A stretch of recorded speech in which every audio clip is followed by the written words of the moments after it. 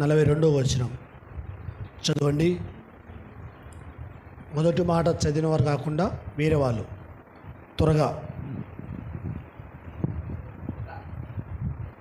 లూకాసు వార్త 23:42 చదవండి.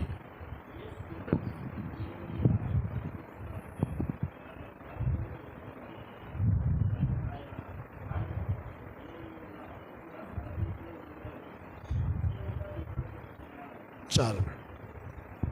యేసు, నీవు నీ రాజ్యములోనికి వచ్చినప్పుడు నన్ను జ్ఞాపకం చేసుకొనుము అనేను. యేసు క్రీస్తు ప్రభుల వారు సిలువలో వేలాడుతూ ఉండగా కుడివైపున ఒక దొంగ, ఎడమవైపున ఒక దొంగ, వారు నేరం చేసి సిలువమాను వెక్కారు. అయితే యేసు ప్రభుల వారు ఏ నేరం చేయకుండా, ఏ పాపం చేయకుండా, ఏ తప్పు చేయకుండా యేసు ప్రభుల వారు సిలువను ఎక్కాడు. అయితే యేసుక్రీస్తు ప్రభుల వారు సిలువలో వేలాడుతూ ఉన్నప్పుడు అక్కడ 39 నుండి మనం గమనించినట్లయితే, వేలాడవేయబడిన ఆ నేరస్తులలో ఒకడు ఆయనను దూషించుచు, నీవు క్రీస్తువు గదా, నిన్ను నీవు రక్షించుకొనుము, మమ్మను కూడా రక్షించుమని చెప్పాను. అయితే రెండవ వాడు వాడిని గద్దించి, నీవు అదే శిక్షా విధిలో ఉన్నావు గనక దేవునికి భయపడవా?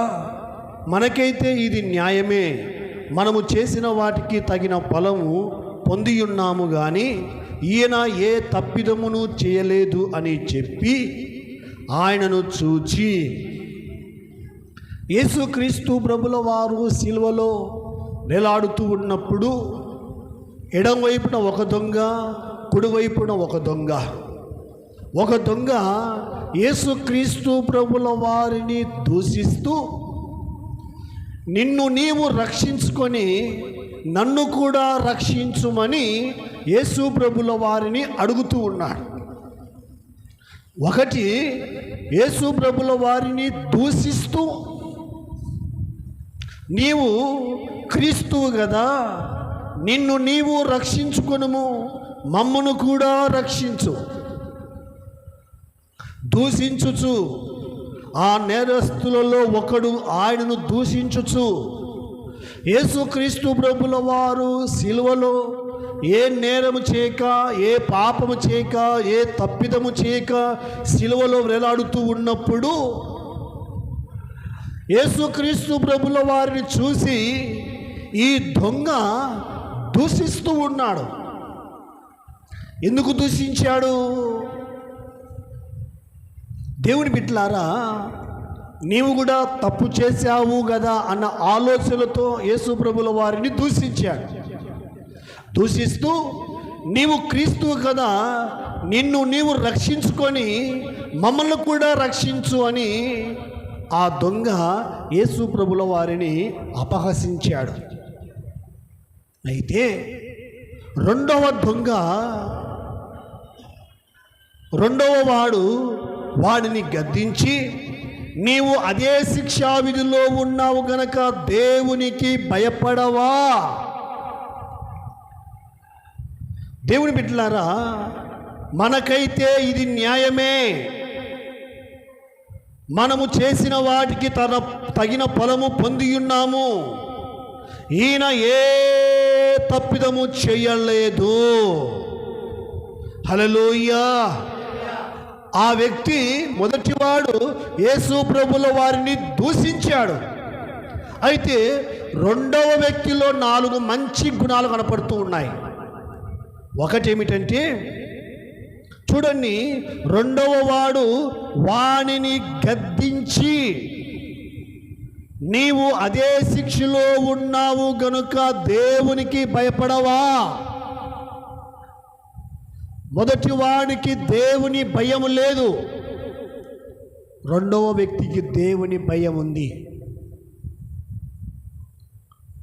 దేవునికి భయపడవా అంటే ఈ వ్యక్తికి దేవుని భయము కొంచెము ఉంది అని అర్థం. రెండవదిగా మనమైతే మనకైతే ఇది న్యాయమే, మనము చేసిన వాటికి తగిన ఫలము పొంది ఉన్నాం, మనకు న్యాయమే, మనము చేసిన దానికి తగిన ప్రతిఫలము పొంది ఉన్నాం. అయితే ఈయనలో పొంది ఉన్నాము కానీ ఈయన ఏ తప్పిదమును చేయలేదు. హల్లెలూయా. దేవుని యొక్క బిడ్డలారా చూడండి, మొదటి వాని యొక్క మాటలు రెండవ వాని యొక్క మాటలు మనకు తేడా కనపడుతున్నాయి. మొదటివాడు యేసుక్రీస్తు ప్రభుల వారిని దూషిస్తూ ఉన్నాడు. దేవుని భయము లేదు, భక్తి లేదు, లోబడే గుణము లేదు, దీనత్వము లేదు, దీన మనసు లేదు. సిలువలో వ్రేలాడుతూ కూడా, సిలువలో 3 మేకుల మధ్యలో సిలువలో వ్రేలాడుతూ, యేసు ప్రభుల వారిని మేకులతో కొట్టారు, వాళ్ళని కాదు. సిలువలో వ్రేలాడుతూ ఆకాశానికి భూమికి పక్షిలాగా వ్రేలాడుతూ కూడా మొదటి వానికి కొంచెము కూడా భయము కానీ, భక్తి కానీ, వినయము కానీ, విధేయత కానీ, తగ్గింపు కానీ లేకపోతే దేవుని యొక్క శక్తి గ్రహించకుండా మాట్లాడుతూ ఉన్నాడు. మనకైతే ఇది శిక్ష తప్పదు. అయితే ఈయన ఏ తప్పిదము చేయలేదు అని గ్రహించి దేవుని యొక్క బిడ్డలారా యేసు వైపు చూసి, యేసు నీ రాజ్యములోనికి వచ్చినప్పుడు నన్ను జ్ఞాపకం చేసుకొనుము. హల్లెలూయా. దేవుని యొక్క బిడ్డలారా ఇతనిలో యేసుక్రీస్తు ప్రభుల వారితో మాట్లాడక మునుపు ఇతనిలో ఏం కనబడుతుందంటే దేవుని యొక్క సన్నిధిలో ఆ పశ్చాత్తాపం కనబడుతూ ఉంది. తప్పు చేశాను కాబట్టి సిలువ మాను ఎక్కాను, నేరం చేశాను కాబట్టి సిలువ ఎక్కాను, పాపం చేశాను కాబట్టి సిలువ ఎక్కాను, ఇది మనకు తగినది, ఇది మనకు న్యాయమే.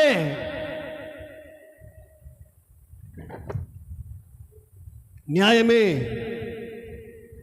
అని వానిని గద్దించాడు. యేసుక్రీస్తు ప్రభుల వారిని దూషించేటువంటి వ్యక్తిని గద్దించి మనకు న్యాయమని చెప్పి, ఆయనలో ఏ నేరం కనపడలేదు, ఆయనలో ఏ తప్పిదము కనపడలేదు, ఆయనలో ఏ పాపము కనిపించలేదు.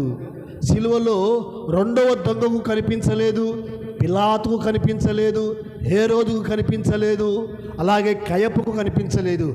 వీరందరికీ యేసుక్రీస్తు ప్రభుల వారిలో ఏ పాపము తప్పిదము కనిపించలేదు. కాబట్టి ఈ రెండవ దొంగ దేవుని బిడ్డలారా ఏం కోరుకున్నాడంటే, యేసు నీ రాజ్యములోనికి వచ్చినప్పుడు నన్ను జ్ఞాపకం చేసుకో. హల్లెలూయా. మొదటి దొంగ ఏం కోరుకున్నాడు? ఏం కోరుకున్నాడు? దేవుని రాజ్యాన్ని కోరుకున్నాడా? భూలోక రాజ్యాన్ని కోరుకున్నాడా? భూలోకాన్ని కోరుకున్నాడా? పరలోకాన్ని కోరుకున్నాడా? చెప్పండి. మొదటి దొంగ చూపంతా కూడా భూలోకం మీదనే ఉంది. ఎందుకంటే దేవుని బిడ్డలారా ఈ దొంగ చూపంతా కూడా భూలోకం మీద ఉంది. కాబట్టి ఈ భూలోకం మీద ఉన్న ఈ చూపు కలిగినటువంటి ఈ వ్యక్తి యేసు ప్రభుల వారు ఎందుకు సిలువ ఎక్కాడో, ఎందుకు శిక్షింపబడ్డాడో తెలియక ఈ మనిషి యేసుక్రీస్తు ప్రభుల వారిని దూషించాడు. అయితే రెండవ దొంగ లోకం మీద ఆశ లేదు, లోకం మీద దృష్టి లేదు, లేకపోతే ఇంకా మరలా వెళ్ళి కుటుంబంతో గడపాలి, లోకముతో గడపాలి, ఇంకా మరలా పాపం చేయాలి అనేటువంటి ఆశ కానీ ఆలోచన లేదు. ఈ లోకం మీద మనసు లేదు, దృష్టి లేదు, లేకపోతే ఈయన మరలా నేను ఇంటికి వెళ్ళాలి అనేటువంటి ఆలోచన లేకుండా యేసు ప్రభుతో అంటున్నాడు, నీ రాజ్యములో నాకు స్థానం కావాలి. గట్టిగా చప్పట్లు కొట్టండి. హల్లెలూయా. రెండవ దొంగ చూపు భూమి మీద లేదు, పరలోకం మీద ఉంది, దేవుని మీద ఉంది, దేవుని రాజ్యము మీద ఉంది. నిత్య రాజ్యములో చేరాలి, పరలోక రాజ్యములో చేరాలి. ఈ భూలోకములో జీవించిన కాలమంతా కూడా కష్టాలు, కన్నీళ్ళు, శ్రమలు, వ్యాధులు, బాధలు, దుఃఖము, పాపము, శాపము. కాబట్టి నాకొద్దయ్యా ఈ లోకము, నాకు ఇక చాలు, నాకు నీ రాజ్యములో నాకు చిన్న స్థానం దొరికితే చాలు అని దేవుని యొక్క బిడ్డలారా రెండవ దొంగ దేవుని యొక్క రాజ్యాన్ని కోరుకున్నాడు. దేవుని యొక్క బిడ్డలారా మనము దేవుని యొక్క సన్నిధిలో దేవుని సన్నిధిని మనం కోరుకోవాలి, దేవునితో ఉండాలని మనం కోరుకోవాలి. ఎందుకంటే లోకము దాని ఆశయు గతించిపోవును కానీ దేవుని చిత్తము జరిగించేవాడే నిరంతరము నిలుస్తాడు. హల్లెలూయా. ఎందుకంటే ఈ మొదటి వ్యక్తికి యేసు ప్రభుల వారు సిలువలో వేలాడుతూ ఉన్నప్పుడు యేసు క్రీస్తు ప్రభుల వారి యొక్క సిలువ మరణము ఈ వ్యక్తికి చులకనగా ఉంది, ఈ వ్యక్తికి వెరితనముగా ఉంది, ఈ వ్యక్తికి సిలువ యొక్క మరణము అర్థం కాలేదు. అందుకే కొరింథీయులకు రాసిన మొదటి పత్రికలో ఒక మంచి మాట మనకు కనపడుతుంది. చూడండి, 1వ అధ్యాయము 18వ వచనం. సిలువను గూర్చిన వార్త నశించుచున్న వారికి వెరితనము గాని రక్షింపబడుతున్న మనకు దేవుని శక్తి. హల్లెలూయా.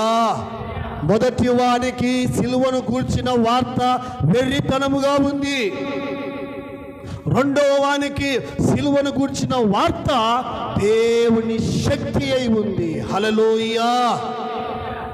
ఇద్దరు కూడా సిలువలో ఉన్నారు, ఇద్దరు కూడా యేసుక్రీస్తు ప్రభుల వారు సిలువలో వేలాడుతూ ఉండడం చూస్తూ ఉన్నారు. యేసు ప్రభుల వారి తలపైన ముళ్ళ కిరీటం ఉంది, యేసు ప్రభుల వారి పాదములో మేకులు, చేతిలో మేకులు, వస్త్రహీనుడిగా ఉన్నాడు. అయితే మొదటివాడు సిలువను గూర్చిన వార్త, యేసు ప్రభుల వారి సిలువ ఎక్కితే దూషించాడు, ఎగతాళి చేశాడు, నువ్వు కూడా మాలో ఒక్కనివే అని హేళన చేశాడు. అయితే రెండవ వాడు పశ్చాత్తాపడి కన్నీళ్లు కార్చి, యేసు నీ రాజ్యం నాకు కావాలి, నీ రాజ్యంలోనికి వచ్చినప్పుడు నన్ను కూడా జ్ఞాపకం చేసుకోవని ప్రార్థన చేసినప్పుడు యేసయ్య అంటున్నాడు, నేడు నీవు నాతో కూడా పరదేశిలో ఉందువు. హల్లెలూయా.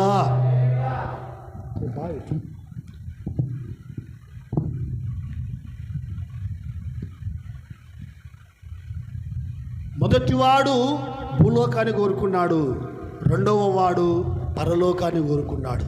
అందుకే కొలస్సీయులకు రాసిన పత్రికలో 3వ అధ్యాయంలో మనము చూసినట్లయితే మొదటి 2-3 వచనాలలో ఒక మంచి మాట కనపడుతుంది. చూడండి, మీరు క్రీస్తుతో కూడా లేపబడిన వారైతే పైనున్న వాటినే వెదుకుడి, అక్కడ క్రీస్తు దేవుడి కుడి పార్శ్వమున కూర్చుని ఉన్నాడు.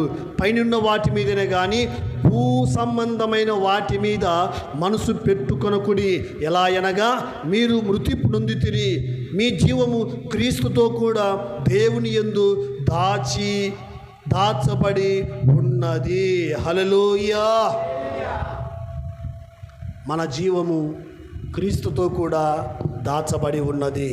కాబట్టి మనము దేవుని యొక్క బిడ్డలారా, పౌలు గారు అంటున్నారు, మీరు క్రీస్తుతో కూడా లేపబడిన వారైతే మీరు ఎక్కడ, మీ మనసు ఎక్కడ ఉండాలి అని చెప్తుందంటే బైబిల్, మీరు ఏమాత్రము భూలోకము మీద దృష్టి పెట్టకుండా దేవుని యొక్క రాజ్యము మీద, దేవుని యొక్క రాకడ మీద మీరు దృష్టి పెట్టాలి అని బైబిల్ మనకు స్పష్టంగా తెలియజేస్తూ ఉంది. దేవుని యొక్క బిడ్డలారా, రెండవ దొంగ దేవుని కోరుకున్నాడు, దేవుని రాజ్యాన్ని కోరుకున్నాడు, దేవుని కుడి పార్శ్వంలో ఉండాలని కోరుకున్నాడు, పరదేశంలో ఉండాలని కోరుకున్నాడు.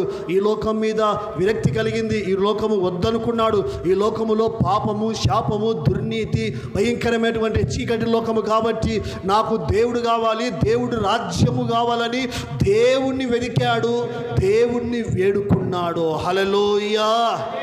అందుకే యేసుక్రీస్తు ప్రభుల వారు మత్తయి సువార్త 6వ అధ్యాయము 33వ వచనంలో గమనించినట్లయితే ఒక మంచి మాట అంటాడు చూడండి. మొదట మీరు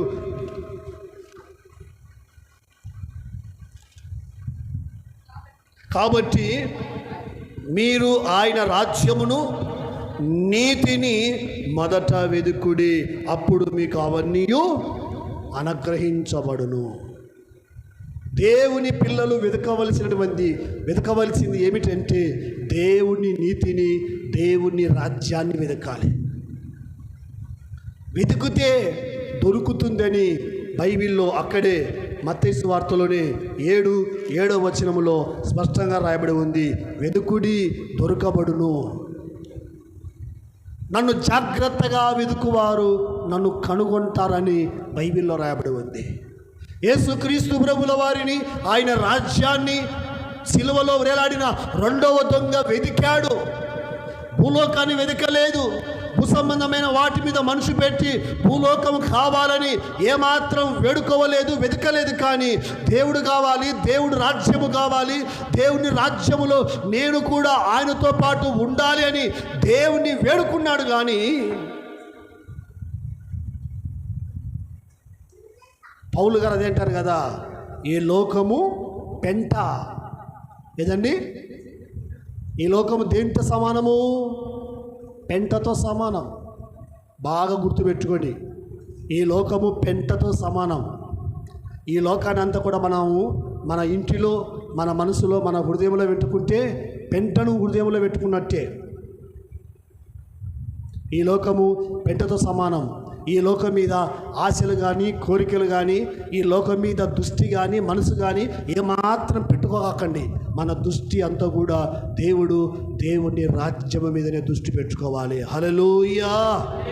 ఎందుకంటే బైబిల్ చెప్తూ ఉంది, పౌలు అంటున్నాడు, మీరు క్రీస్తుతో కూడా లేపబడిన వారైతే పైనున్న వాటి మీదనే మీరు మనసు పెట్టండి, వాటినే మీరు వెదకండి. ఏమి తిందుమా, త్రాగుదుమా, ధరించుకుందుమా, సంపాదించుకుందుమా, కూడిపెట్టుకుందుమా అనేటువంటి ఈ భూలోకం మీద కాదు మన దృష్టి. మొదటి వాని దృష్టి అదే, నన్ను రక్షించు, దూషిస్తూ నన్ను రక్షించు. దొంగను రక్షిస్తే ఏం చేస్తాడు? మళ్ళా దొంగ ఇంటికి వెళ్ళి ఏం చేస్తాడండి? మళ్ళా దొంగతనం చేస్తాడు. అదే పని కదా దొంగకు. అయితే యేసుక్రీస్తు ప్రభుల వారు రెండవ దొంగ, అయ్యా నీ రాజ్యంలోకి నన్ను జ్ఞాపకం చేసుకుంటే, నువ్వు దొంగోడి కదా, నువ్వు మంచోని కాదు కదా,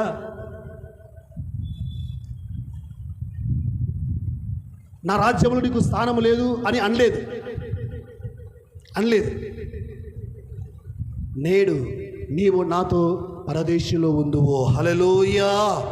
పోని మొదటి దొంగను రక్షించి ఇంటికి పంపించాడు అనుకో, బంధువులు, చుట్టాలు అందరూ, రానాయన దొంగతనం చేసి అలసిపోయినావు, ఇప్పుడే ఫ్రిడ్జ్లో వాటర్ పెట్టాడు తాగంట ఇచ్చారా? దొంగతనం చేసి ఇంటికి వచ్చాడని అందరూ దూషించే మాట్లాడతారు, ఎగతాళి చేసి మాట్లాడతారు, కానీ ఎవ్వరూ చేర్చుకోరు. అయితే దొంగను యేసయ్య దేవుని రాజ్యంలో చేర్చుకున్నాడు. హల్లెలూయా. దేవుని బిడ్డలారా, బైబిల్ చెప్తుంది, మనం ఎలాంటి వారమైనా, ఎట్టి వారమైనా, దొంగలమైనా, వేశ్యలమైనా, నరహత్య చేసేటువంటి వారైనా, ఎలాంటి పాపములో చీకటిలో జీవిస్తూ ఉన్నప్పటికీ కూడా యేసు నువ్వు నాకు కావాలి, నీ రాజ్యంలో నాకు స్థానం కావాలని యేసయ్యని వేడుకుంటే నేడే నాకు దేవుని యొక్క రాజ్యంలో స్థానం దొరుకుతుంది. దేవుడి మాటలు మన హృదయంలో దీవించునుగాక.